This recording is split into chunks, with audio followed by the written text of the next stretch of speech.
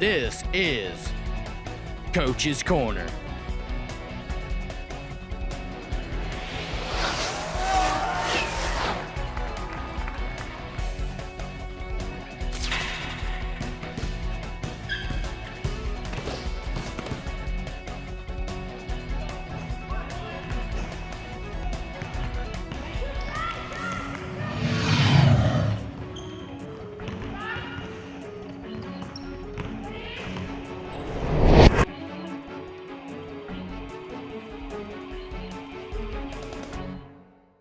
Welcome, Commodore fans, to Coach's Corner, a production of Gulf Coast State College. Today, Coach Scoville and I are going to talk about two big wins, talk about what's coming up this week, talk about new rule changes. So welcome, Coach, to Coach's Corner. Well, thank you. I think this is the first time you've done it since we've been back. Last year we didn't do Coach's Corner, so Coach Scoville's back. We're glad to have her back. Went on the road on the 30th and 31st and picked up two good wins. Beat Central Florida by 21, 82-61.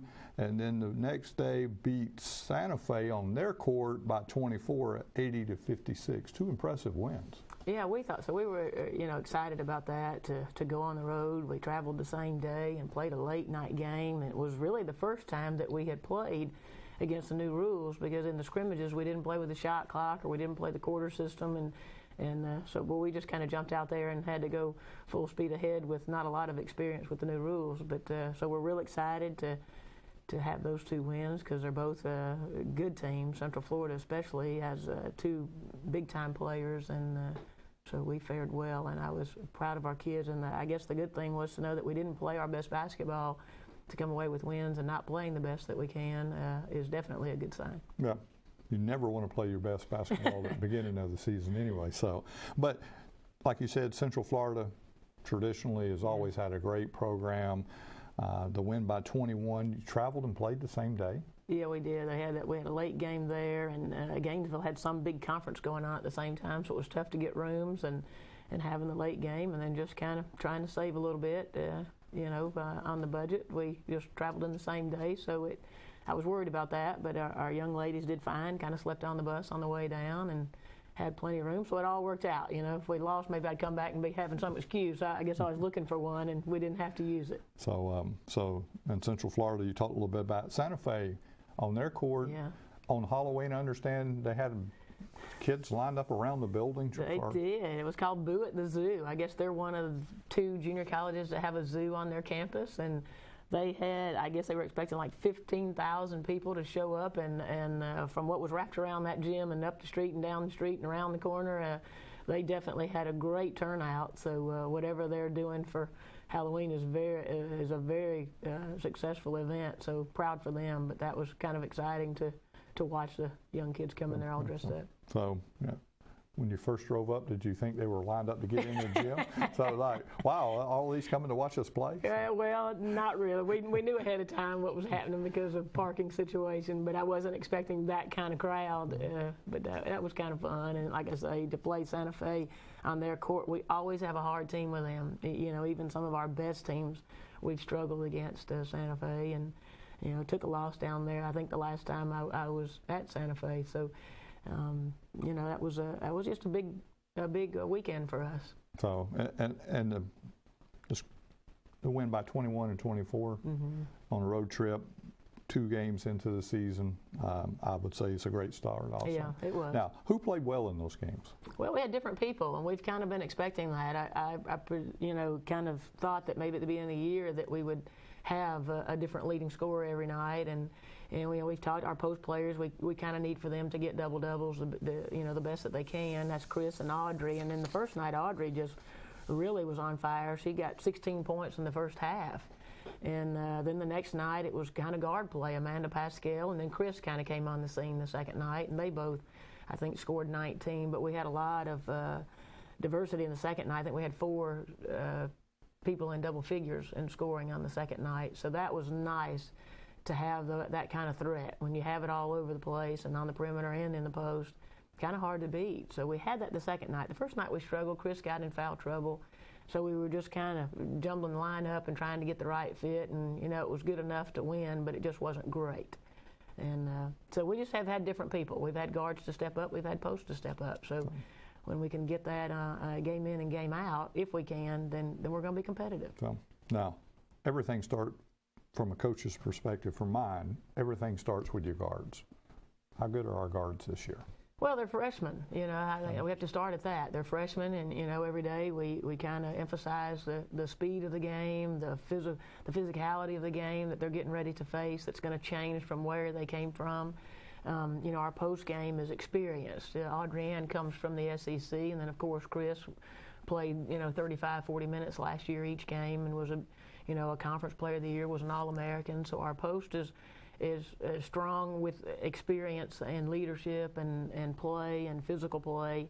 So our guards, we've just got that learning curve we got to go through, but I think we're pretty good. We're deep. We can get in foul trouble and still come off the bench and not lose a lot. Or we have some young ladies coming off the bench that kind of give us a spark, and that's what you want. So it's just a matter of getting that experience. That's the one thing we don't have. We're basically a rookie team out there together, and it's going to take time. And so, but you'll get another year with them as the other with the side. guards we will, but we'll lose the post. So we kind of got this flip-flop thing going on. If we were all freshmen, it would be great, or if we were all sophomores, it would be even better. So that's the thing there. So shooting guard-wise, do we have one that can really put up some points for us?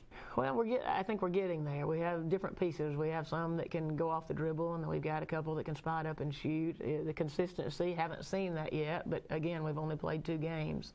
So we'll see as we move forward. The good thing is that we have some different looks, and last year we just didn't have much depth, and we just good night great and bad night not so wonderful, because we still had to live with it. In the post, you got a 6-foot, 2 6'3s, and a 6'7". Mm-hmm. We're pretty big.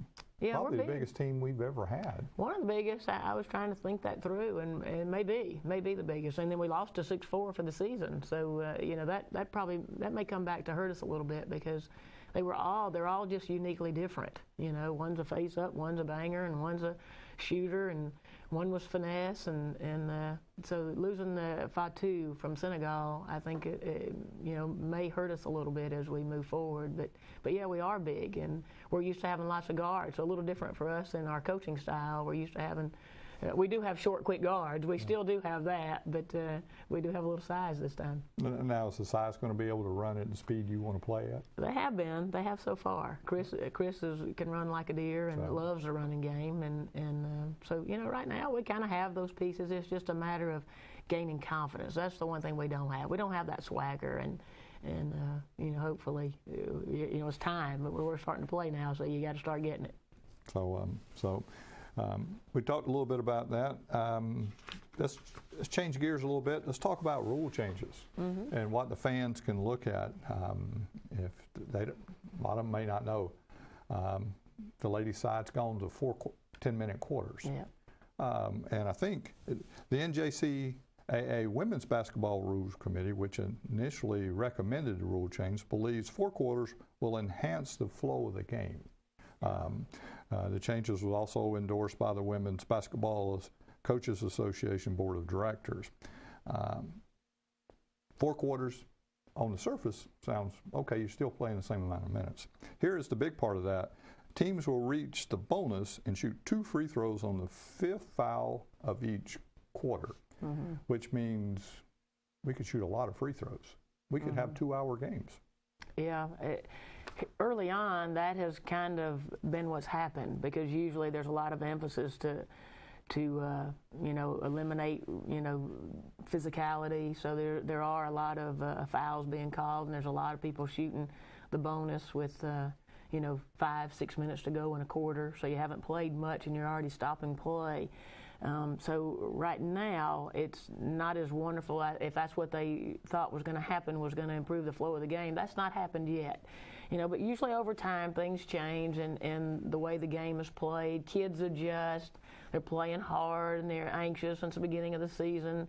But if that doesn't change, it kind of has slowed down the game. And then there's that 2-shot thing where you're stopping play, and then, okay, everybody's shooting 2, and there's that stand around, and a lot of stoppage of play. So hopefully that will improve. On our end too, you have to adjust, and you have to we'll have to adjust to the physicality and the aggressiveness, and hopefully, or do a better job playing defense.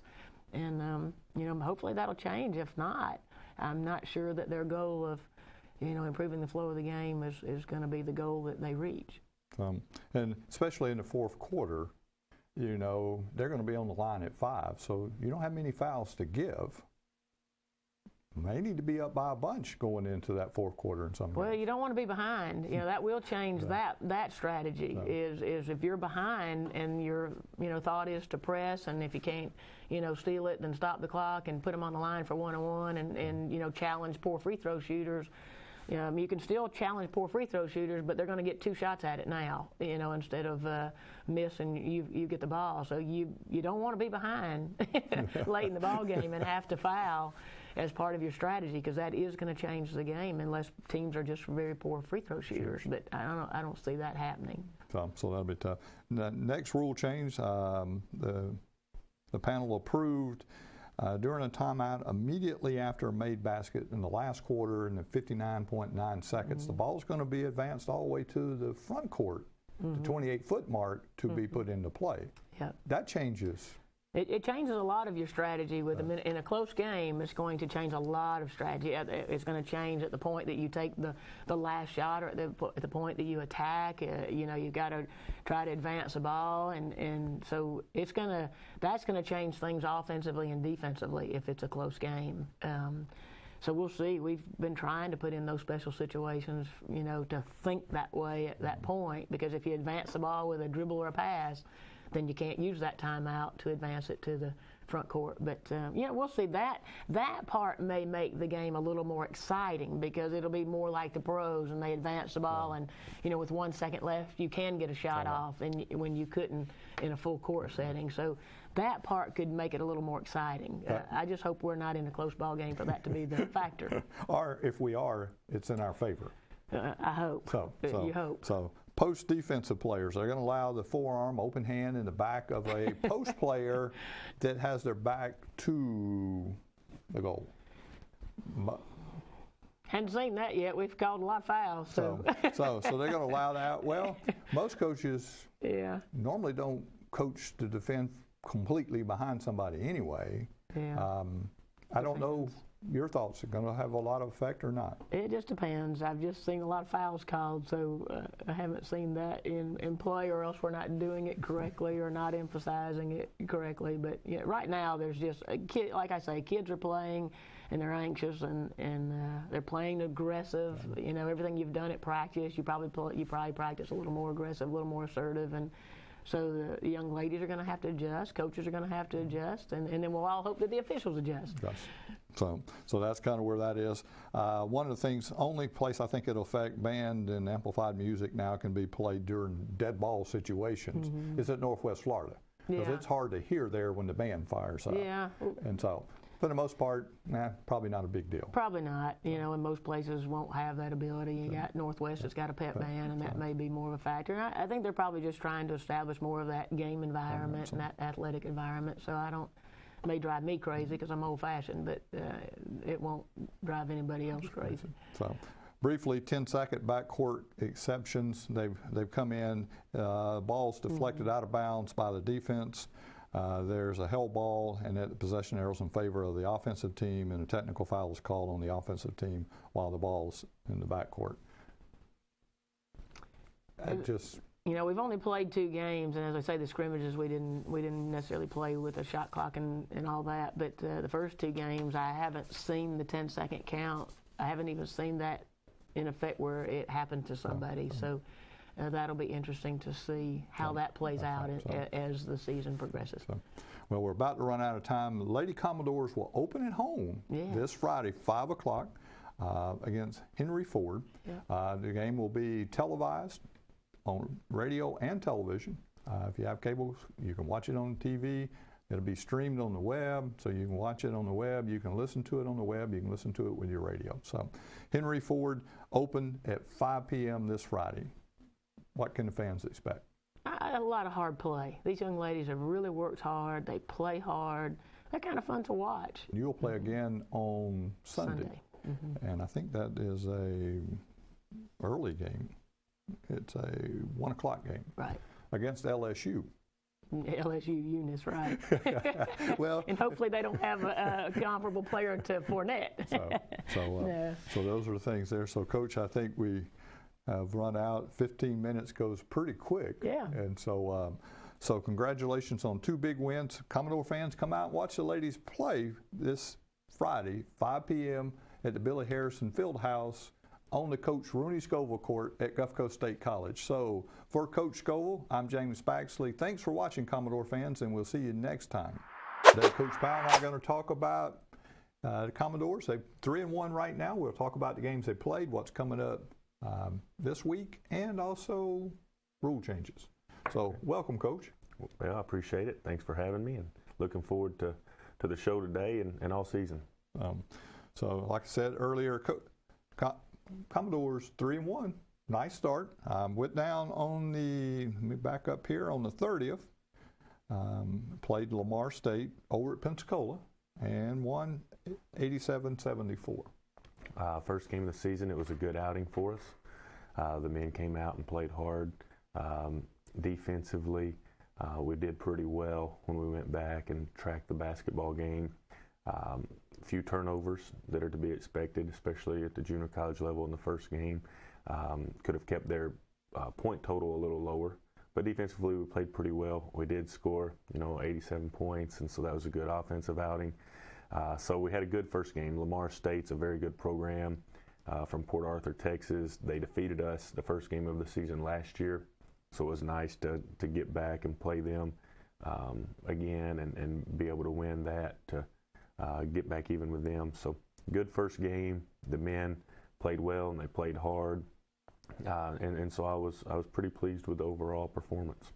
So, and then on Halloween, the 31st at Pensacola State, we came up short against South Georgia Tech, 68-71, a one possession. Those are the hard games. Loss.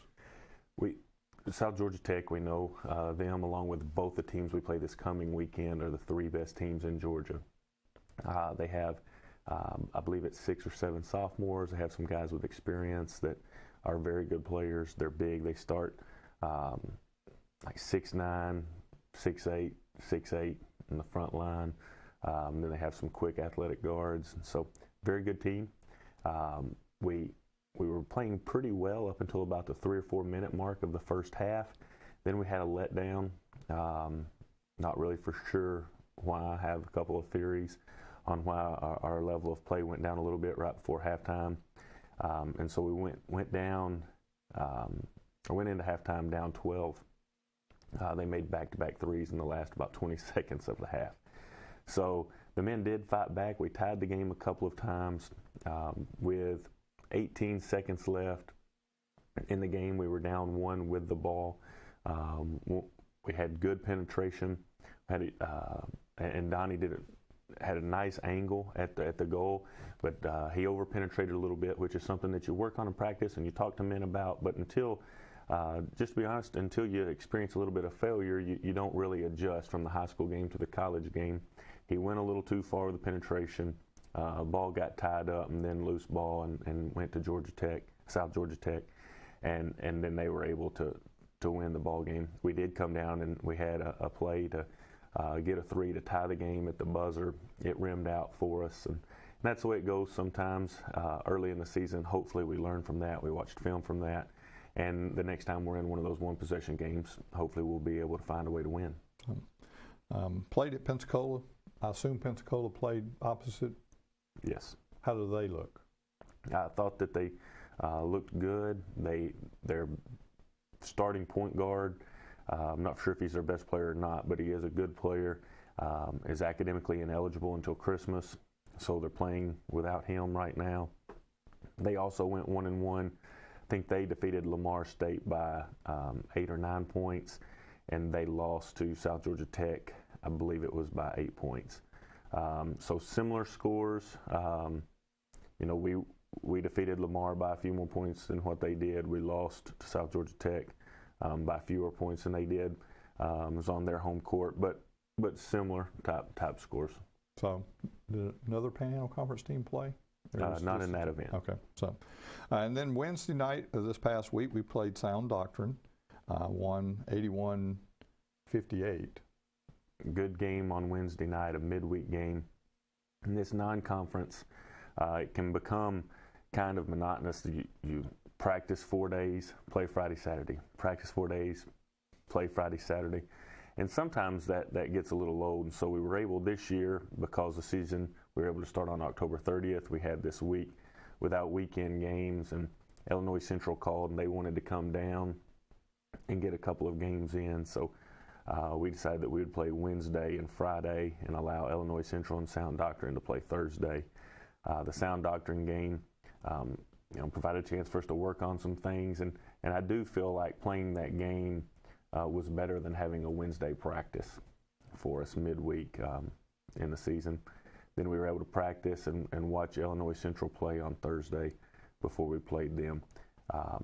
Few of the men are starting to catch on, I believe, at how hard you have to play and how difficult it is to get things done at the collegiate level. And so I'm happy about that. And because as they're starting to learn that they're also capable of playing at a higher level than what they even realize. And so that's a good sign for our team. So, and then we played Friday a 2 o'clock game, which is kind of a little unusual, trying to help the Illinois team to get back and make their flights and do that. We played at 2, won 80-65. Nice win against a very athletic, deep team. They had 20 players on the roster. We had to add lines to our sheets just to keep stats. We knew Illinois Central would be good. Strong, athletic men, several of them a year or two older than the norm for junior college athletes. Well coached. Coach Weisinger was, maybe the best point guard all time at Illinois University, or University of Illinois. So well coached. They press a lot, and I did think when I did some research about their program, I did think that would help us. Georgia Highlands and Gordon State, who we play this coming weekend, the new coach at Tallahassee. Of course, we know Northwest Florida State. They all full court press fairly often, not all the time, but just fairly often at opportune times. So I knew another game like that against a strong physical team that would pick us up full court and provide some pressure would be good for us and benefit us in the long run. So I'm overall pleased with the way the men handled the press. I felt like they did not press as much as they wanted to, because we did handle it well when they did. Thought it was a good overall team victory for us. So, and we'll jump into talk a little bit about personnel now. A young man, Harris, he is 6'6", a guard forward. The first time he started dribbling the ball Friday, Herman and I looked at each other like, whoa, what's he doing that for? Oh, he's going to go, oh, wait a minute, he can dribble. And then the next thing you know, he can dribble and penetrate, and he can shoot. Had a nice game for us. He did play well against Illinois Central. Of course, he and the guys on the team, to them, his best play was when he got the steal and he's on the breakaway by himself and had the two-handed 360 dunk. That's what they're enjoying talking about and watching repeatedly on the film. But he did have a nice game. He's a great young man, and he's a very, very talented basketball player. We were talking this morning, the challenge for him is when some shots don't fall, because of his athleticism and length, because of his ability to handle the ball and pass the ball well, his athleticism, can he get us a bunch of rebounds, several assists, his man not score, and if his jump shot's not falling, still have a great productive game for us.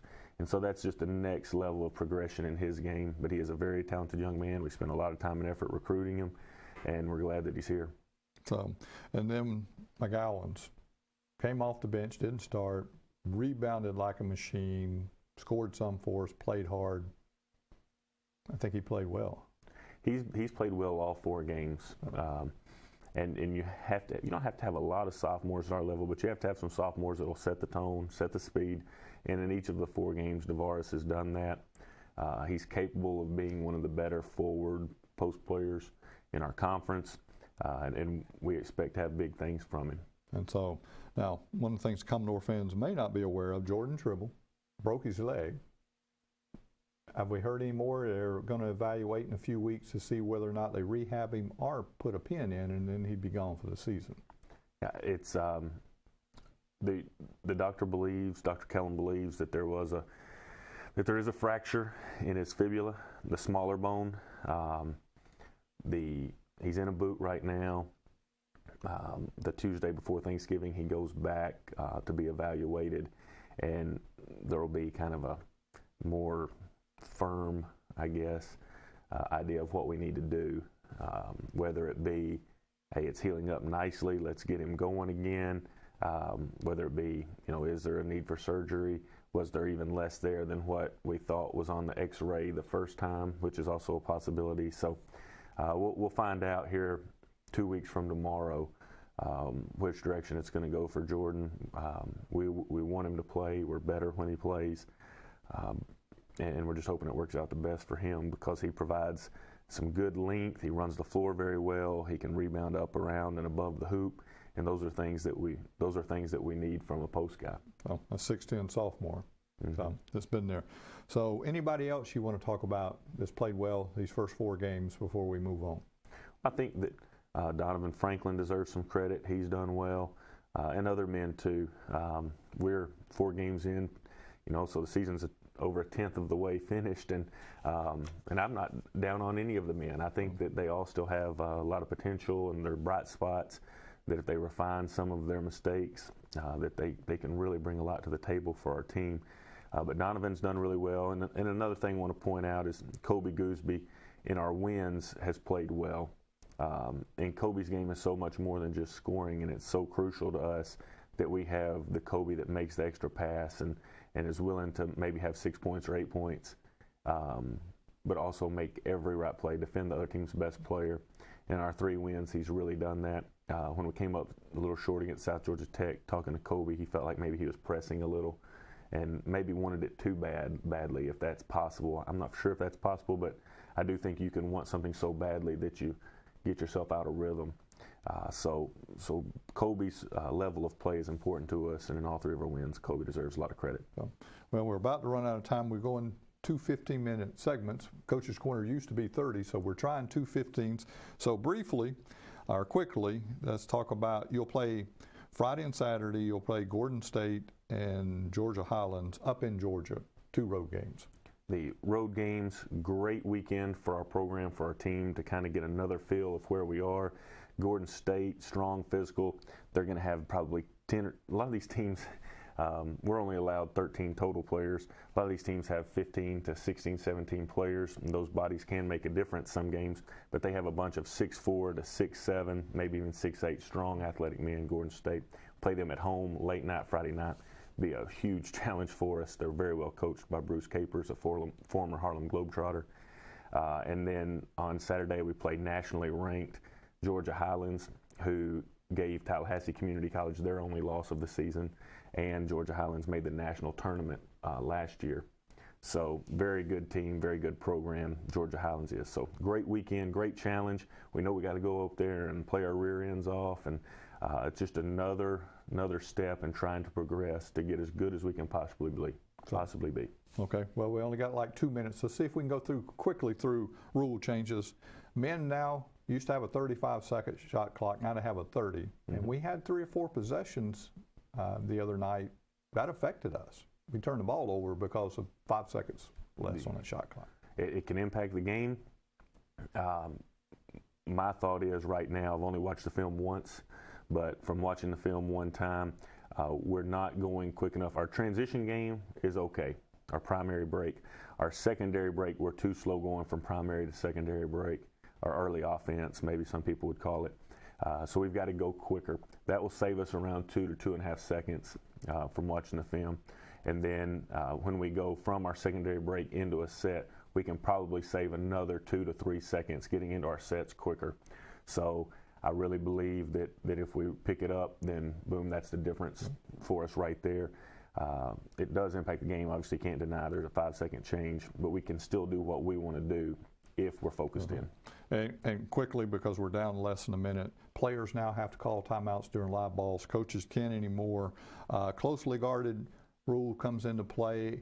If he's dribbling the ball, there is no count, only if he picks it up, and other things have been minor to that. We may talk about them next time on Coach's Corner, but for Coach Powell, I'm James Baxley. Thanks for watching, Commodore fans, and we'll see you next time. This is Coach's Corner.